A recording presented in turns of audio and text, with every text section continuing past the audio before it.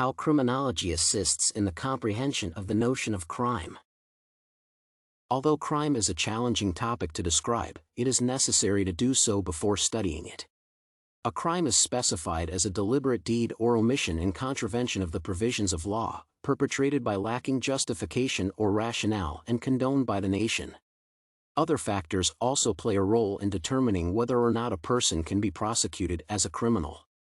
To address this question about what constitutes a crime, it is necessary first to understand what constitutes a law, because both are intertwined. The law is a directive that prohibits a particular path of action.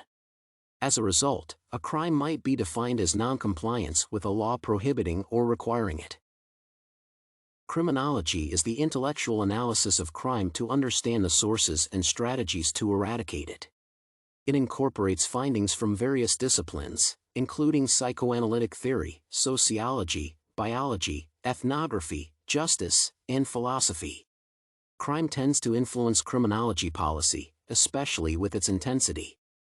On a large scale, the gravity assigned to various offenses varies.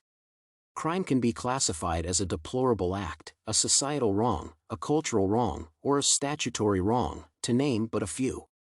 In all of the atrocities perpetrated under the law, both purpose and motive are more significant and influential. Criminologists look into illicit activities on both a personal and systemic basis. They look at various themes such as the rate of illegality and its repercussions for ordinary residents in the country, and how people respond to offenses. Despite this seeming causal link, the legal system has had a contentious interaction with policymakers and has had a less direct impact on policy issues than many might assume.